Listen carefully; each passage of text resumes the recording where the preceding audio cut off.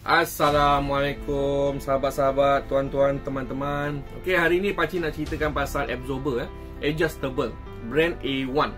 Kenapa pakcik pilih A1 tuan-tuan? Sebab produk ni produk bagus tuan-tuan Harga mampu milik, produk bagus. Dan A1 ni dah datang dua jenis. Okey, satu body shift monotube dan satu lagi ialah full adjustable soft hard mono.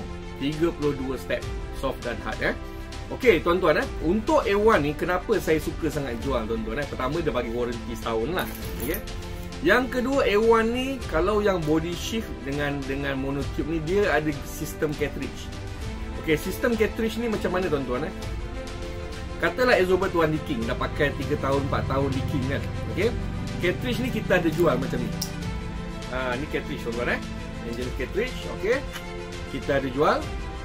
So maknanya senang macam mana? Korang tak payah buang absorber tu dah rosak. Pertama. Yang kedua, korang hanya perlu order dengan pakcik ni. Order dengan saya cartridge dia.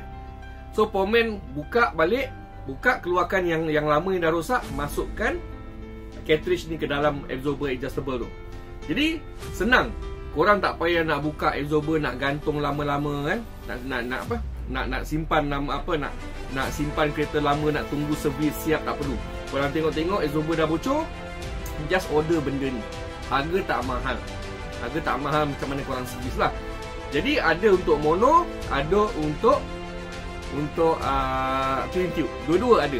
Okey, untuk twin tube tuan-tuan, ada special service yang kita buat.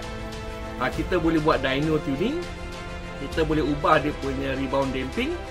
Okey, jadi yang untuk mono dia ada dua pilihan lah. Satu cartridge, maknanya rosak tukar. Satu lagi repair balik. Dua-dua boleh. Dua-dua boleh. Tapi dah tentu kalau misalnya dyno tune tu kita boleh ubah dia punya damping rate. Kita boleh ubah stroke dia. Stroke dia nak pendek, nak panjang, nak tambah panjang, nak tambah pendek. Lepas tu untuk dia punya rebound damping tu kita boleh ubah dia punya spek Dia punya spek, jadi korang boleh gunakan yang monotube tu untuk kegunaan harian. Korang boleh gunakan untuk race. Korang nak main time attack, korang nak main kajo, korang nak main sepang And then yang tu memang dah proven dan kita dah boleh buat. Jadi dua pilihan daripada A1 tuan-tuan. Satu ialah body shift dan satu lagi adalah full adjustable. Yang mana body shift dia datang twin tube dan yang full adjustable 32 soft hard, yang tu datang monotube.